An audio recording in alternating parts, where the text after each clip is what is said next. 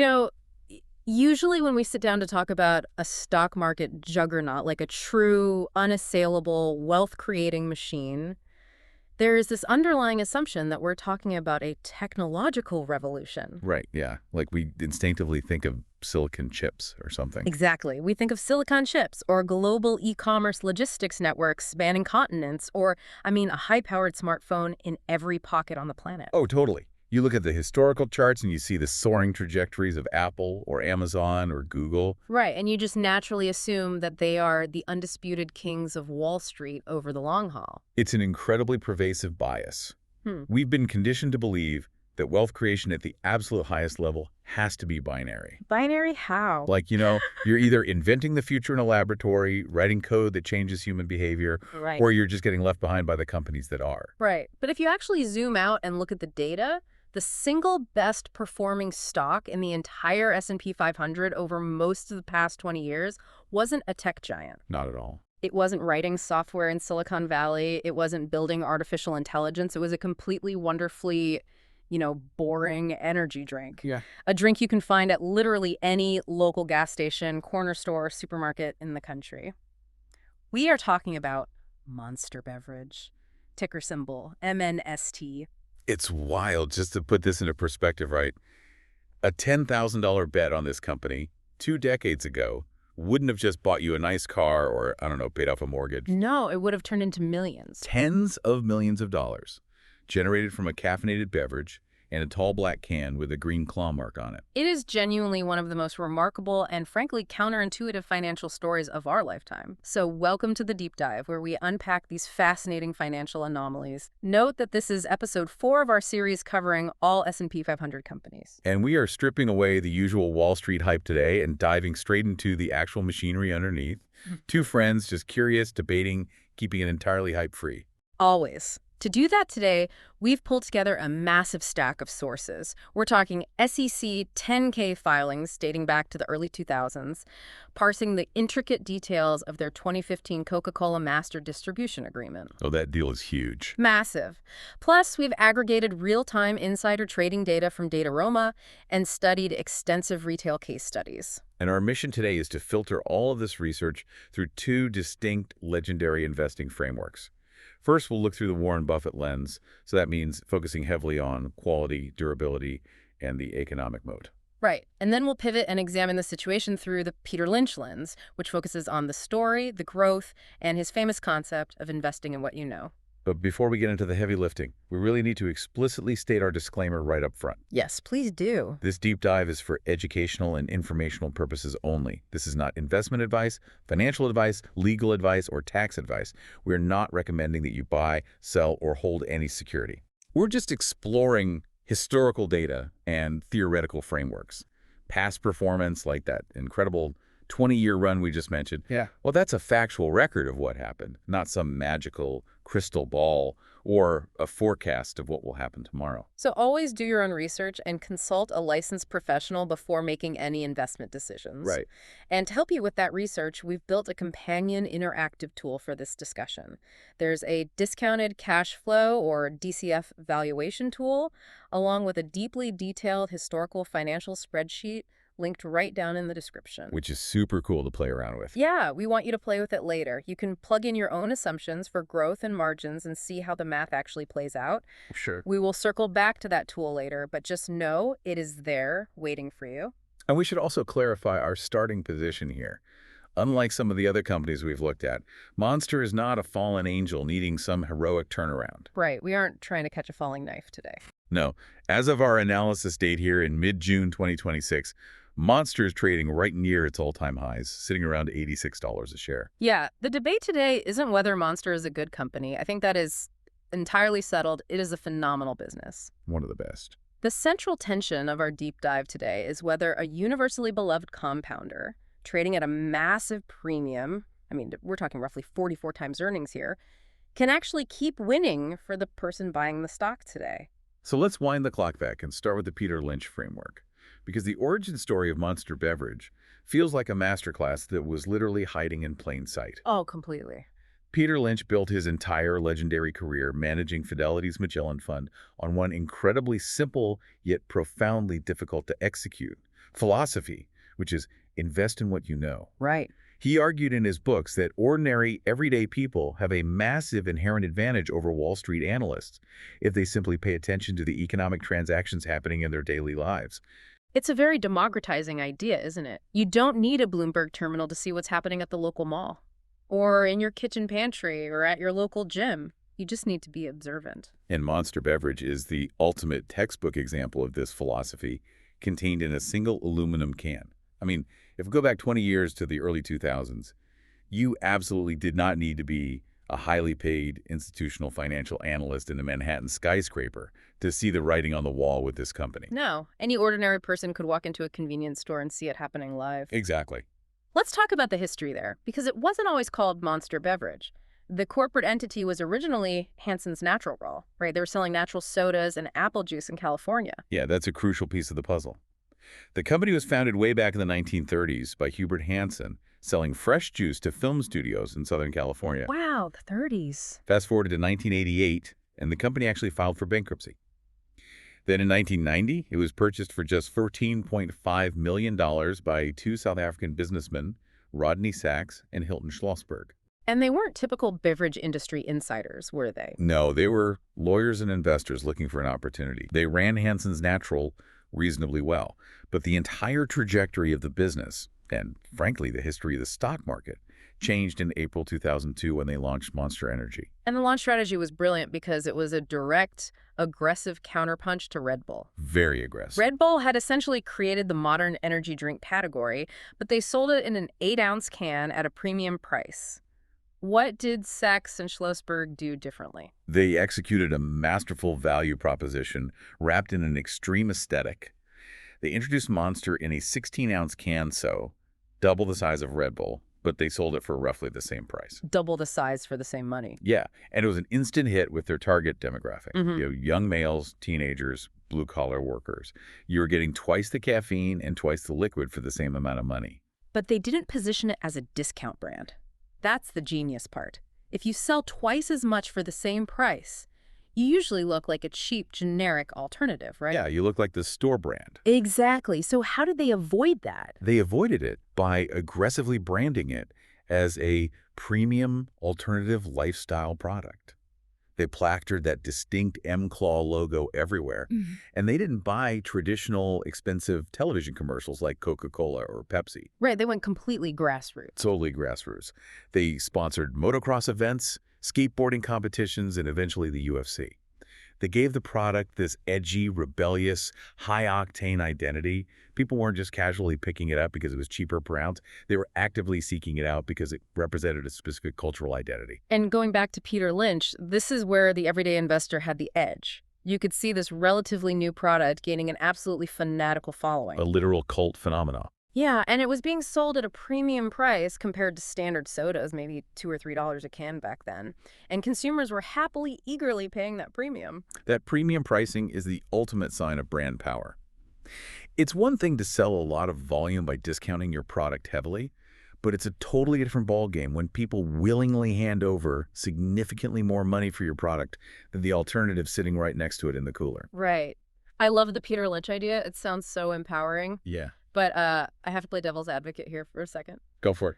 If it was really that obvious, if any teenager at a skate park or anyone grabbing gas before work could see that Monster was flying off the shelves, why do highly paid institutional analysts miss these compounders early on? It's a great question. I mean, these are incredibly smart people with Ivy League degrees, massive research budgets, and access to management.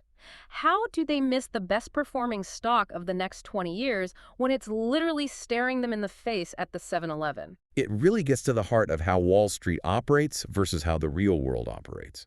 Institutional analysts are trained to look at the world through spreadsheets, complex financial models, and historical precedents. Right. When a company is very young or going through a massive, unprecedented growth spurt driven by a cultural shift, the spreadsheets often look terrible, or at least highly risky. Because the numbers haven't caught up to the reality on the ground yet. The infrastructure costs are high. The profits might be thin initially as they reinvest. Exactly. Furthermore, in the early days, a company like Hansen's Natural looked too small, Too concentrated in a fad category and simply unproven to a traditional risk-averse institutional investment committee. Yeah, they see a fad. Right. Wall Street models are exceptionally bad at quantifying cult followings. Mm. You cannot put a neat numerical value on the cultural cachet of the M-Claw logo among 19-year-old motocross fans into a standard discounted cash flow model. No, there's no line item for that. Exactly. The model demands historical proof. But the biggest gains come from spotting the trend before the historical proof exists. Which brings to mind another legendary investor framework that overlaps perfectly here, Philip Fisher's scuttlebutt strategy. Oh, yes. Fisher's scuttlebutt. He wrote about this in his famous book, Common Stocks and Uncommon Profits. He believed that the best way to investigate a company wasn't just to read its annual reports in a vacuum, but to go out into the real world and talk to competitors, suppliers, and most importantly, customers. And with Monster, the ultimate scuttlebutt was highly tangible. You just needed to stand by the cooler door at a gas station for 20 minutes and watch what the under 35 crowd instinctively grabbed. Just observe. Yeah, that simple observation, repeated over time in different geographies, told you almost everything you needed to know about the product's compounding demand. The famous Fidelity portfolio manager Joel Tillinghast did exactly this. Oh. Yeah, he noticed the phenomenon early, bought the stock when it was trading for the equivalent of just a few cents a share adjusted for all the stock splits, obviously, and rode one of the greatest wealth creation waves in market history. It's an incredible piece of financial history, but obviously we aren't living 20 years ago. The secret is out. Very much out. Monster is now an $8 billion a year behemoth. So, looking at the Lynch framework today, his favorite category of stock was always the fast grower. Does a company this massive still qualify as a fast grower? Because if you drive around the United States, the market feels pretty saturated. Every single gas station already has an entire vertical cooler dedicated to Monster. You are entirely correct that the domestic market in the United States is maturing. It is no longer the Wild West land grab of the early 2000s, but Monster is unequivocally still a fast grower because the runway has simply shifted geographically. Ah, okay. The new engine driving the future of this company is international expansion. So how significant is international for them right now? As of our recent data, international sales already make up roughly 45% of their total revenue. Wow, almost half. And more importantly, that segment is compounding, rapidly growing at a rate well over 20% in many regions. They're taking the exact same playbook that worked so flawlessly in the US and executing it globally. That makes sense. And it isn't just geographic expansion, right? They are continually extending their runway through aggressive product innovation. Right. They aren't just selling the original green can anymore. Not at all. The runway is being fueled by massive hits like the sugar-free Ultra line. That was a game changer. Oh, the white cans? The white cans. The Ultra line, with its lighter flavor profiles, opened up the brand to a totally different, much more health-conscious demographic that would never have touched the syrupy, high-sugar original green can. Yeah, that makes sense. They're also pushing heavily into coffee energy hybrids with Java Monster and alcoholic beverages with the Beast Unleashed. They are constantly expanding the definition of the category itself. So the Lynch thesis is still intact, just evolving. It went from notice the cool drink at the local gas station to notice the cool drink taking over the globe while constantly reinventing its flavor profile to capture new demographics. Exactly. The story is still fundamentally one of growth. But as we will discuss later, Peter Lynch was also a massive stickler for valuation. He never advocated buying a great story at any price. Never at any price. But before we get to the price tag, we really need to look under the hood of this vehicle. Yeah, because that massive global runway is exciting, but growth means nothing if the business model is bleeding cash. Yet when you look at Monster's financials, they aren't just growing. They are printing money with an almost frictionless economic engine. It's beautiful to look at. We really need to decipher some of this financial jargon because the vital signs here are jaw-dropping. We are looking at one of the highest quality businesses in the entire consumer staples universe. The numbers are elite. Let's start breaking them down. Okay, so we're looking at roughly $8.0 billion in FY 2025 revenue. We just saw a massive Q1 2026 sales jump of plus 27%. Incredible growth. Right. They have a fortress balance sheet with net cash, meaning they have zero crippling long-term debt weighing them down. And they have a gross margin hovering around 56%. To really appreciate the quality of this business, we need to translate those metrics so that you can actually see the mechanics at play. Let's start with that gross margin figure of roughly 56%. What does that actually mean in the physical world of selling a canned beverage? Right, so gross margin is essentially the raw profitability of a company before you factor in all the operating expenses, right? Before corporate salaries, before the marketing budgets, before research and development. It is simply the revenue from selling the product minus the direct raw materials needed to create that physical product. That's exactly it. So in physical product terms, if Monster sells a can of energy drink to a distributor for, let's say, $1, it only costs them roughly 44 cents in raw ingredients, the water, the taurine, the caffeine, the aluminum can, and the packaging to make that specific unit. Okay. That leaves them with 56 cents of raw profit on every single dollar. I mean, that seems incredibly high for a physical, heavy, liquid product that has to be manufactured. It is incredibly high. And what it signals to an investor is immense brand pricing power. How so? Well, in a highly competitive market, if your brand is weak, you're forced to lower prices to compete with generic alternatives, right? Which immediately crushes your gross margin. Right, a race to the bottom. Exactly. Yeah. But if your margin is 56% and holding steady or even rising over time, it means consumers are so loyal to your specific brand that you can charge a premium price and they will pay it without blinking. It is the financial, mathematical proof that the M-Claw logo means something deeply valuable to the consumer. It's the difference between selling a commodity and selling a brand. Now, what about free cash flow? The notes I was reviewing earlier indicate they convert profits to cash at almost a 100% rate. That sounds like a magical money printing machine. How does that work mechanically? Free cash flow, or FCF, is arguably the most vital metric for any long-term investor. Net income, the profit number you see heavily reported on financial news headlines, is an accounting figure. It includes all sorts of non-cash adjustments, depreciation, and amortization. Right, the paper profit. Free cash flow is the actual, hard, cold cash that ends up in the company's corporate bank account at the end of the year, after they've paid all their bills and reinvested whatever capital is necessary to maintain the business. Like buying new manufacturing equipment or fixing roofs on factories. Exactly. For many heavy manufacturing companies, they might report $1 billion in profit, but they have to immediately spend $800 million of that on upgrading their expensive factories or buying a new fleet of delivery trucks just to keep the lights on. So the cash is gone? Yes, so their actual free cash, the money left over for shareholders, is very low. Monster is built differently. Their profits convert cleanly to cash at almost a 100% rate. If they report $1.9 billion in net income, they are generally putting almost $1.9 billion in actual spendable cash into the bank. Which gives management immense power to do things for the shareholders. Oh, it gives them the ultimate financial weapon, massive, relentless stock buybacks. Oh, yes. By constantly using that free cash to buy their own shares off the open market and permanently retire them, they shrink the total number of shares in existence. That means every remaining share, the ones you might own, becomes inherently more valuable, representing a larger percentage of the company's future earnings. It is a compounding machine that runs quietly in the background year after year. When I was digging through their cash flow statements, the number that really stopped me in my tracks was their ROIC, return on invested capital. Our research indicates Monster operates at roughly a 30% ROIC. Can we translate that into a plain English analogy? Yeah, return on invested capital is the ultimate test of a management team's ability to allocate money efficiently.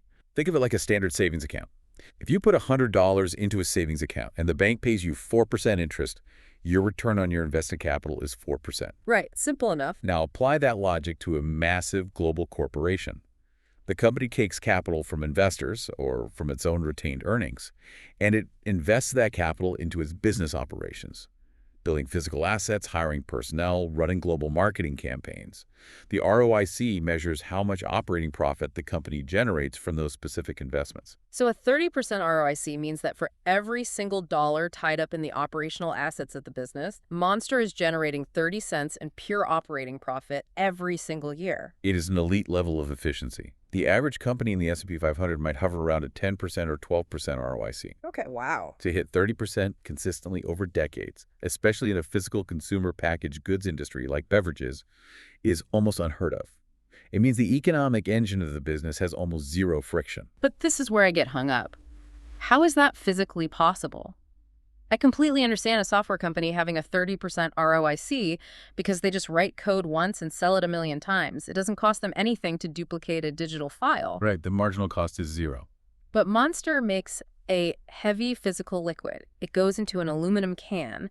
It has to be put on a wooden pallet, wrapped in plastic, loaded into a massive diesel truck, and driven hundreds of miles to a physical store where it is put into a refrigerated cooler that uses expensive electricity. How on earth does a physical drink company achieve software-like returns on capital? You have just hit upon the absolute secret sauce of Monster Beverage. The answer is their asset-light business model. Okay, asset light. To understand asset-light, you have to look at what Monster does not do.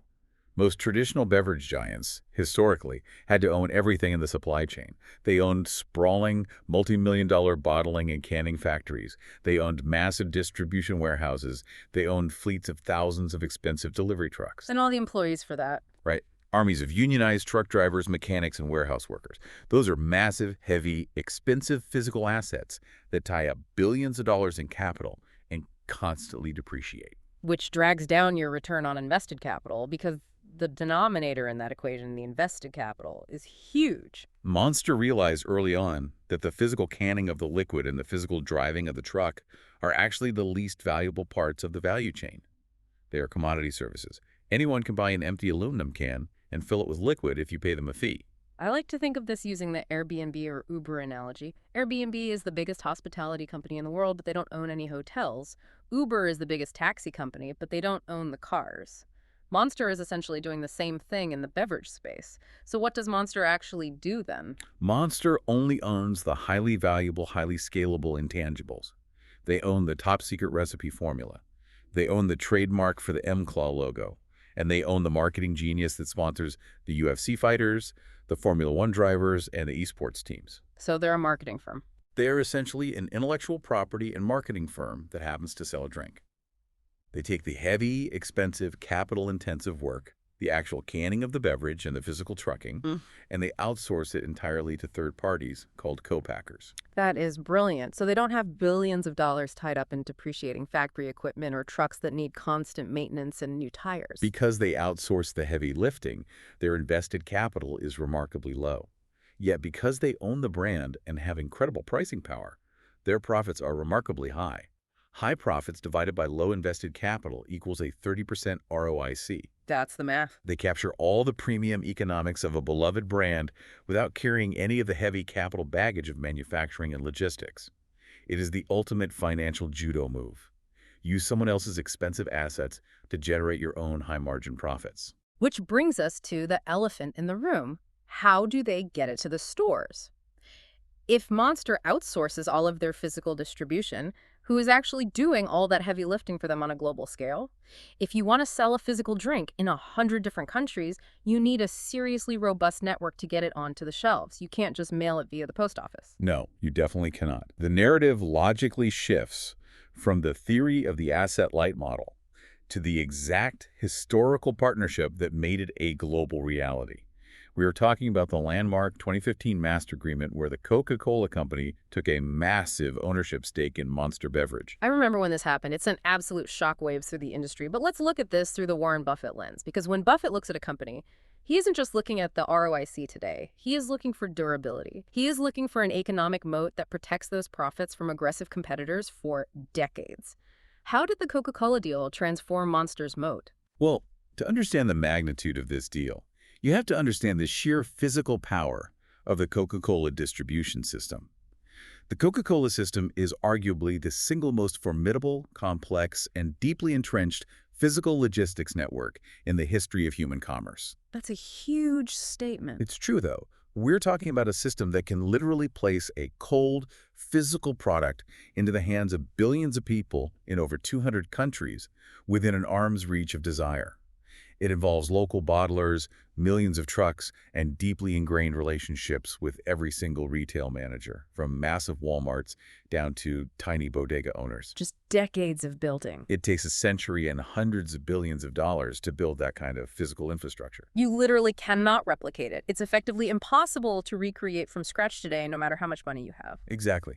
Now, prior to 2015, Monster was a phenomenally successful California drink maker, but they were managing a patchwork quilt of different regional third-party distributors to get their product around the country, usually partnering with Anheuser-Busch distributors. Okay, so it worked, but It worked, but it was inefficient, highly fragmented, and incredibly hard to scale globally. so what exactly were the terms of the 2015 deal that changed everything? It was a stroke of strategic genius and a massive corporate maneuver on both sides.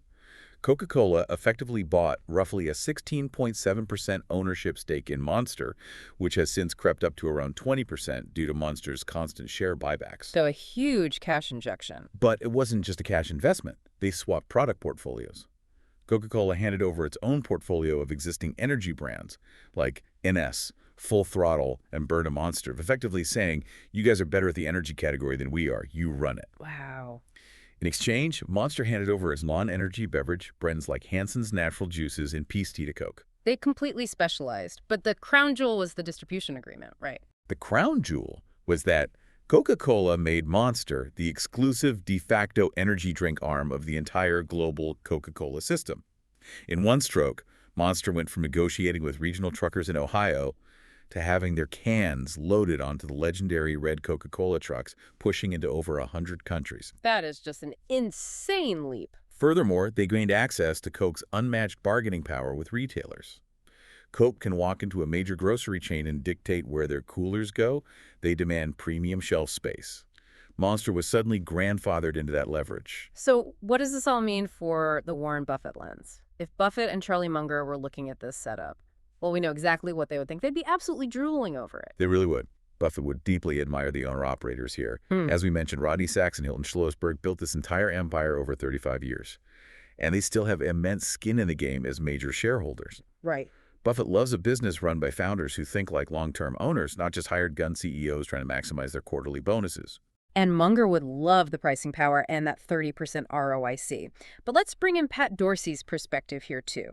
Pat Dorsey is famous for his work on economic moats, specifically writing The Little Book That Builds Wealth. He outlines different types of moats, like intangible assets like brands, switching costs, network effects, and cost or scale advantages. Where does Monster fit into Dorsey's framework? Dorsey would look at this and classify it as a unique, dual-layered moat. First, you have the profound intangible brand moat, the M-Claw logo. People don't walk into a convenience store looking for a caffeinated liquid. They walk in looking for a Monster. Exactly. That brand equity is incredibly durable and psychologically ingrained in the consumer. But secondly, and more importantly for the long-term durability, is a wide distribution moat. Because of the Coke deal. Yes, Sure. this isn't just a popular product. It is a product with an irreplaceable structural edge. Because Monster is locked into the Coca-Cola system, no new competitor can simply call up Coke and ask for the same global treatment. Right, because Coke owns 20% of Monster. Coke is financially incentivized to see Monster win. That shelf space dominance and global physical reach is a nearly insurmountable wall for a new entrant to climb over. When you say nearly insurmountable, it opens the door to my favorite part of our analysis. On this show, we love to play a specific theoretical game to stress test these so-called invincible moats. We call it the $10 billion moat test. It is the ultimate intellectual stress test for durability. Here is the setup. I want you to imagine you are a brilliant, ruthless, rational corporate competitor. Let's say you're a massive private equity firm or maybe a rival global beverage conglomerate. I hand you a blank check for exactly $10 billion in cash. Okay, $10 billion. Your sole mission is to enter the energy drink market, systematically dismantle Monster Beverage, and dethrone them from their dominant position. Can you do it? Let's actually strategize this. If I give you the $10 billion, how do you attack them? Well, the first instinct with $10 billion would be to outmarket them, right? You could hire the biggest celebrities, sponsor the Super Bowl, maybe try to buy the naming rights to every major extreme sports stadium. Yeah. You could formulate a drink that tastes slightly better or has better functional ingredients. Right. I'd spend $1 billion just paying every major influencer on social media to drink my new product on camera. I would create the most aggressive viral marketing campaign in history. You could certainly do that, and you would generate a massive amount of initial awareness. But here's where you run into the physical wall of the distribution moat. Even with all that viral demand, when your new customer walks into the local gas station to buy your product, they won't find it. Why not? Because Coca-Cola and Pepsi have already locked up all the prime cooler space at the front of the store. The store manager doesn't have the physical room for your new brand. And even if they did, Coke might threaten to pull their discounts on Sprite and Diet Coke, if the manager gives you too much space. Your $10 billion burns up because you can't solve the last mile physical deliver and the retail slotting fees. Which is why the moat is so formidable. But what makes the Monster story so uniquely fascinating right now is that we don't actually have to rely entirely on hypothetical theory to answer this question. We are currently witnessing a live, real-world version of this experiment playing out in the market. We're talking about Celsius Holdings, and to a related extent, their recent acquisition of the Alani Nu brand. Yes, Celsius. Celsius is the hungry American upstart that essentially crashed the U.S. energy drink party over the last few years and took very real market share. Let's unpack how they did that. Because if Monster's moat is so wide, how did an upstart get in? What was their attack strategy? They executed a brilliant flanking maneuver. Historically, Monster and Red Bull built their empires by targeting a very specific demographic. Heavily male, extreme sports, gaming, high-octane lifestyles. The cans were large, dark, and visually aggressive. Right, the black can with the neon claw. Celsius realized there was a massive, underserved white space in the market. A fitness-focused, health-conscious, and more female-skewing demographic that wanted functional energy but didn't want the aggressive motocross aesthetic or the historical association with heavy sugar and artificial ingredients. So they changed the packaging. They made it look like a sleek wellness product, almost like a sparkling water, and they marketed it in gyms and yoga studios instead of skate parks. Yes, and crucially, they didn't just rely on clever marketing to solve the $10 billion problem. They solved the physical distribution problem by finding the only other entity on Earth with a network comparable to Coke. Pepsi. Celsius managed to secure a massive distribution partnership with PepsiCo. PepsiCo even took roughly an 8.5% ownership stake in Celsius. So suddenly, Celsius had the sleek brand targeting an unserved niche, and they had the blue and red Pepsi trucks doing the heavy lifting to get them into all the exact same convenience stores as Monster, fighting for the exact same cooler space. And it worked. Celsius absolutely exploded. They proved that the category is not a static duopoly between Monster and Red Bull. It is contestable, which leads me to push back on your earlier point. You just spent 10 minutes explaining how invincible the Coke distribution deal and the brand moat are. But Celsius just walked right in, partnered with Pepsi, and took a huge slice of the pie. Does this mean the Warren Buffett moat is actually a puddle? It is a phenomenal question, and it requires us to synthesize the data carefully to find the truth. Yeah. Here's the verdict on the moat. Celsius proves definitively that the energy drink category is contestable at the edges. At the edges. Yes, you can find a niche demographic, tailor a product perfectly to them, partner with a massive rival distributor like Pepsi, and build a multi-billion-dollar business in the United States. But a full $10 billion still cannot replicate the core economic engine that makes Monster a truly global juggernaut. $10 billion cannot buy you an exclusive 20-year global lockup with the Coca-Cola system. There's only one Coke system, and Monster has it. $10 billion cannot instantly recreate 2 decades of deeply entrenched cultural identity and brand equity for the core global demographic. And most importantly, Celsius's phenomenal success is largely a United States phenomenon right now. I see. Dethroning Monster in Ohio or Florida is one thing. Dethroning them in 100 different countries simultaneously without the Coke global network is an entirely different magnitude of difficulty. So the moat holds? The moat holds wide, but we must be intellectually honest as analysts. Yeah. It is not invincible. It is a moat in a highly lucrative category that will always attract well-funded, highly creative, aggressive entrants. You have to respect the moat, but you cannot assume it guarantees perpetual unchallenged dominance. That is a crucial distinction. The business is exceptional. The moat is wide. The ROIC is elite. But, and this is the biggest but of our entire discussion, we have to address the price tag, because this is the central tension of today's deep dive. We are pivoting from looking at a bulletproof business to looking at a potentially very vulnerable stock price. This is where the rubber meets the road for the actual investor deciding what to do with their capital today. Monster Beverage currently trades at a staggering roughly 44 times PE ratio, 44 times trailing earnings. Let's talk about what that means, because Peter Lynch has a very stark warning about this exact scenario. We brought Lynch in earlier to celebrate his empowering invest in what you know philosophy. But Lynch's framework had 2 distinct halves. He warned explicitly and repeatedly that just because you know a great product and just because you accurately identify a phenomenal company, that does not mean you should buy the stock at any price. Noticing a great business is step 1. Not overpaying for it is step 2. Exactly. And Lynch popularized a specific metric to check this, the PEG ratio, price to earnings relative to growth. The idea is elegantly simple. A high PE ratio might be justified if the company is growing its earnings at a blisteringly fast rate.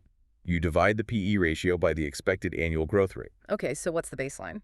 In Lynch's framework, a PEG ratio of 1.0 is considered fairly valued. A PEG ratio under 1.0 is cheap, a genuine bargain. So where does Monster screen on the PEG ratio today? With a PE of around 44 and an earnings growth rate currently projected in the low to mid-teens, Monster screens at a PEG ratio of roughly 2.5 or higher. Wow, 2.5. That is steep. It is very rich. In Lynch's eyes, that is the opposite of a bargain. The easy money, the 100,000% run from the early days of discovery in 2003, is undeniably gone. When you buy at 44 times earnings, you are paying a massive premium today for the absolute expectation of flawless execution tomorrow.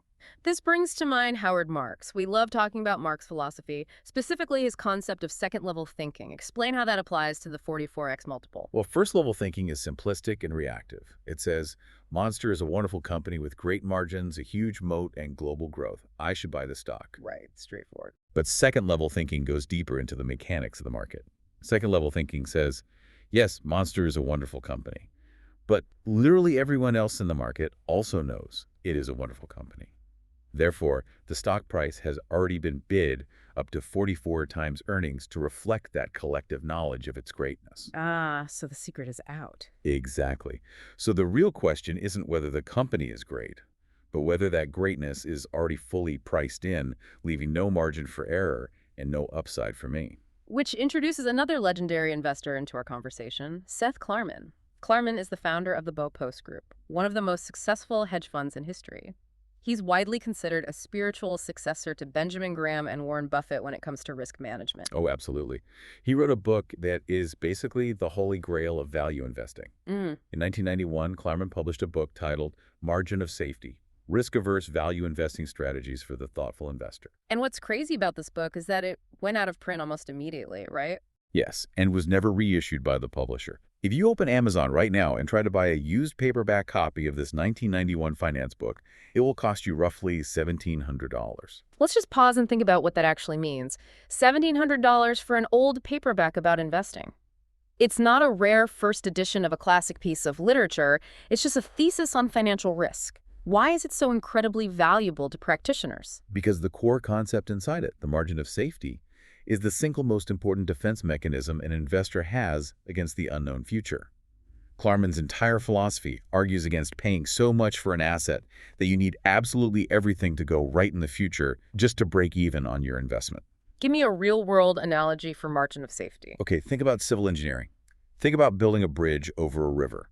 If you know that the absolute maximum weight of a fully loaded truck that will ever drive across that bridge is 10,000 pounds, do you engineer the bridge to hold exactly 10,000 pounds and not a single ounce more? Of course not, because if there's a heavy windstorm or a microscopic structural flaw in the steel girders, or a truck accidentally weighs 10,500 pounds, the bridge collapses and people die. You engineer it to hold 30,000 pounds. Right. That extra 20,000 pounds of structural capacity is your margin of safety against the unpredictable. That makes perfect sense. In investing, you build a margin of safety by demanding a low price relative to the fundamental value of the business. If you buy a stock at 10 times earnings and the company hits a rough patch, maybe a product launch fails or the economy dips, the stock might not drop much because it was already priced pessimistically. You have structural integrity. But when you buy a stock like Monster at 44 times earnings, you are building a bridge designed to hold exactly 10,000 pounds. You are paying a price that mathematically requires perfect, flawless execution for years to come. You need the international growth to stay above 20%. You need the gross margins to stay at 56%. You need the Coke relationship to remain perfectly harmonious. You need Celsius to stop taking market share. If even one of those pillars wobbles, the bridge collapses. The valuation multiple collapses. And we don't have to guess what that looks like theoretically. We have a perfect, terrifying, real-world case study. Chipotle Mexican Grill, ticker CMG. We discussed this previously, but it is the perfect illustration of what multiple compression looks like in the wild. It really is. Chipotle, much like Monster, is an exceptional, beloved fortress balance sheet compounder with a massive fan base. For a decade, Chipotle traded at a massive premium multiple, frequently hovering between 60 and 70 times earnings. The market treated its execution as flawless. And then came 2025. What actually happened to the underlying business in 2025? Did people stop eating burritos? Did the company suddenly go bankrupt? Not at all. The business remained incredibly strong. In fact, Chipotle's total revenue grew by 5.4% to almost $12 billion. The balance sheet remained pristine. They still had a massive runway to open thousands of new stores across the country. Okay, so what went wrong? They posted just one mediocre year of same-store sales. Their comparable restaurant sales went slightly negative, down 1.7% for the first time in years. A 1.7% drop in same-store sales. In the grand scheme of things, that is a minor stumble. It's a flesh wound. To the underlying business, yes, but to the valuation, it was fatal. Because the multiple was priced for absolute perfection, that one tiny stumble shattered the illusion of invincibility. Ouch. The PE ratio was brutally and swiftly cut in half, dropping from the 60s down to roughly 27 times earnings. And because the multiple compressed so violently, the stock price plummeted approximately 45%. Wow. The business didn't break, the valuation broke. Exactly. Earnings were only down slightly, but the multiple was cut in half, so the stock was nearly cut in half. This is the exact asymmetric risk that Monster Beverage faces today at 44 times earnings. Right. If their growth simply normalizes from exceptional down to merely very good, perhaps international growth slows to 10%, or U.S. market share flattens out, the 44x multiple cannot hold mathematically. Right. The market will re-rate it as a mature consumer staple, maybe assigning it a 25x multiple. And if that happens, you could lose 30% or 40% of your investment, even while the underlying company continues to be highly profitable and well-run. That is the ultimate price of perfection.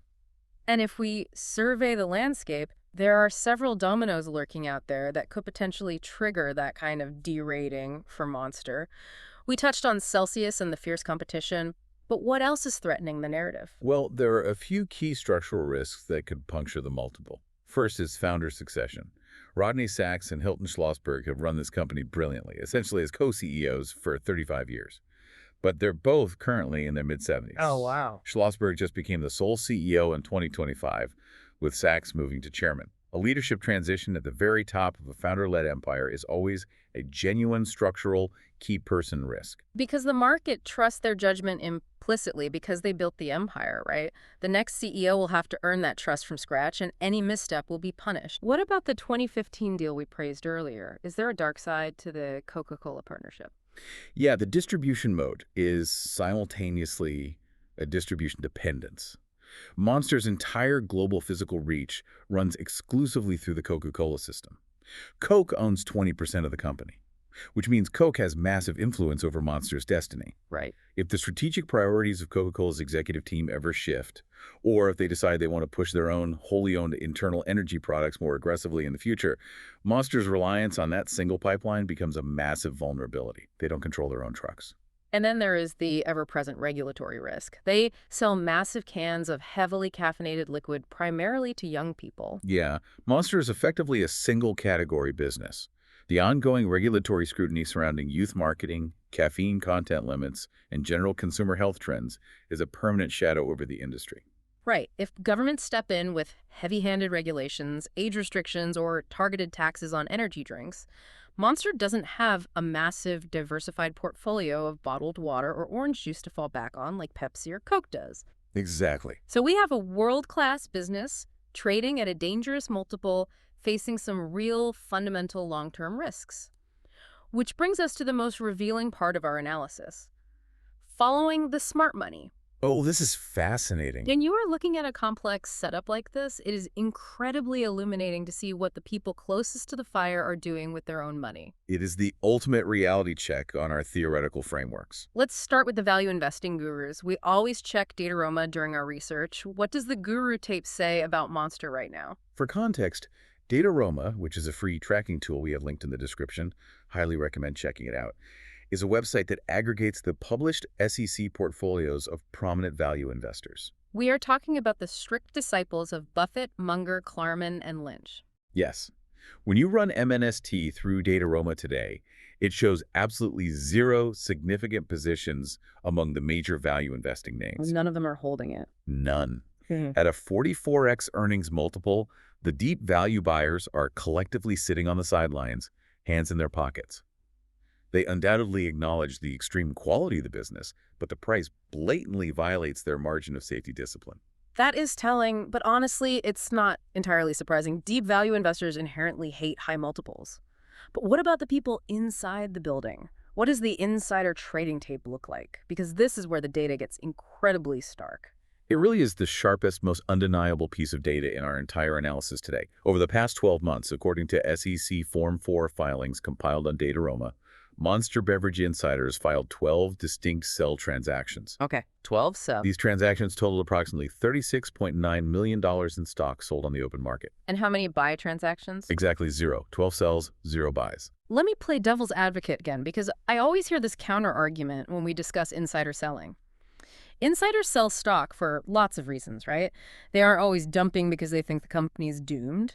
True. Executives get compensated heavily in stock options, so they have to sell to diversify their personal wealth so they aren't totally concentrated in one asset. They sell to buy a massive new house or a yacht, or to pay a hefty tax bill, or to fund their kids' Ivy League college tuition.